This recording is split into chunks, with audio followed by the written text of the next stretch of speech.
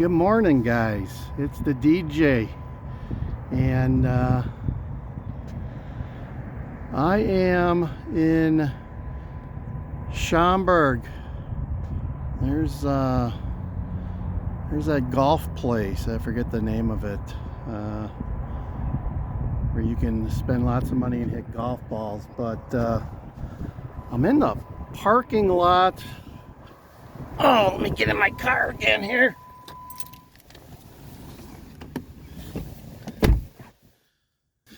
I'm in a parking lot of a company called Motorola, and unless you're hiding under a rock this morning, you know that the stock market's about to go down another 1,600 points today.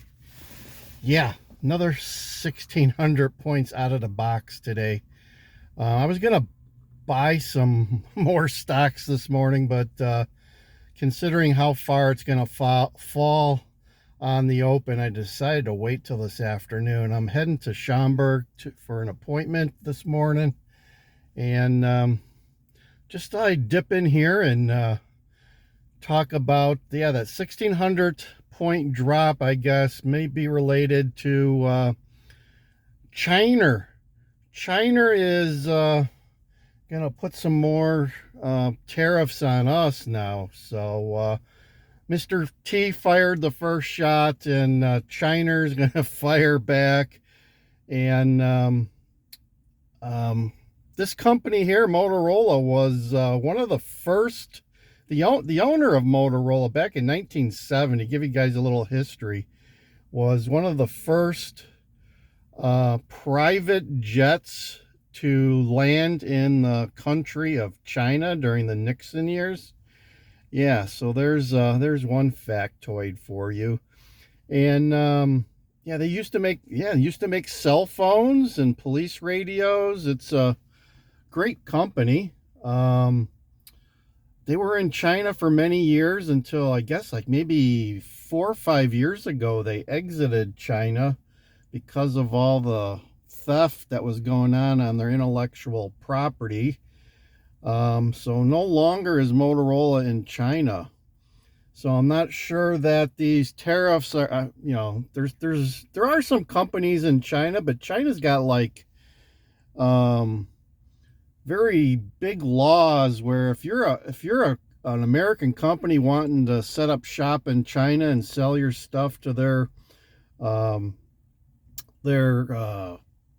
citizens, you have to have a Chinese partner that owns 50% or 51% of your company. You're a minority partner in the whole deal. So some companies deal with that, and others have tried and have decided to close up shop and not sell in China. So Motorola is one of those companies. So there you go. It's tough to sell in China because of the government that they have there, and all the rules and regulations. So once a great company, Motorola. Full disclosure, I used to work for them many years ago. It was a great company. Still is. It's changed a lot. They used to do way back, they used to make car radios and TVs and all that good stuff. They also had a government communications division, which they sold out to probably Lockheed and Northrop Grumman by this point. They also used to make semiconductors out in Texas and Arizona. They broke up in the early 2000s, and a lot of their divisions. When I worked for them, they had 4 or 5 divisions, and they all got split up even more and sold off to various other companies. And now it's just like a fifth of what it used to be. Now they're pretty much into police and utility communications. So that's their main business these days, with a few other fringe stuff. But we're sitting here in the parking lot of their corporate headquarters in Schaumburg. Shout out to Brian M.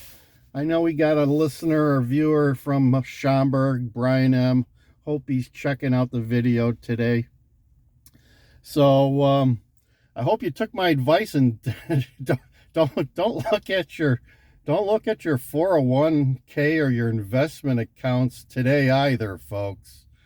Oh boy, this is a bloodletting. But you know, we gotta experience a little pain to get to the other side. So I'm feeling the pain with you, and hopefully taking you through this. Just don't look at your 401k. Don't make any trades unless you're buying in on a low spot. And at this point, I'm not sure where the low spot would be. Thus, I'm not buying much today, at least this morning, until I can see where the bottom of this is at. And we haven't seen it yet. So not looking good, guys. Not looking good. Let's hope it's not like 2008. We could talk about that maybe tomorrow, but I lived through the 2008, 2009 financial crisis, and they call that the Great Financial Crisis, and there's a reason for that. My Lord, the stock market dropped like an atom bomb out of a jet airplane that day, and kept going for, I think, a couple of days. It was horrific. It was horrific. So I hope we don't go through something like that again, but hang in there. Just run the course. Stay steady.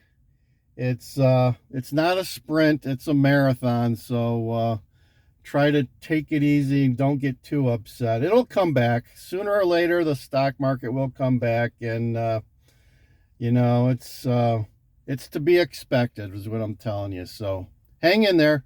Now, if you're getting ready to retire, well, hopefully you took some of my advice and had some dry powder out there, and you know, wasn't so much invested in the market, because that can really mess up your retirement plans if you were all in and things went to hell in a handbasket. That's not a good situation. So yeah, anyone that's getting close to retirement or retired, I'll tell you what, I'm not giving financial advice. Let me just say that.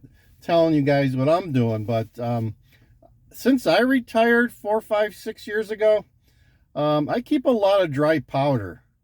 Try to keep some dry powder, a lot of dry powder, enough to, you know, if I was living off my 401k, I would have 3 or 4 years of cash set aside that I know is there and not going to take a hit. So that's how I deal with that. After living through the great financial crisis, and you know, the last couple of years they've been predicting that there's another crisis on the horizon. We may be there. This may be it. I don't know, but that's the way I approach it, by keeping a large sum of cash and put it in a CD or a money market or what have you, where it's there. And when something like this happens, you know, it's still there. It's still there. So, yeah, hope everyone's hanging on. Hope you're having a great Friday. Yes, it's the weekend. It's the weekend. Isn't there a singer by the name of The Weeknd? Yeah. What happened to him? He just fell off the face of the earth. I haven't heard any new songs from The Weeknd in months, years. At least over the weekend. All right, I'm going to end for now and head to my appointment. Well, I can still do it without being late. Have a great weekend. Like, share, subscribe if you would for the DJ. This is Land Cruiser Midwest, and we're in Schaumburg today.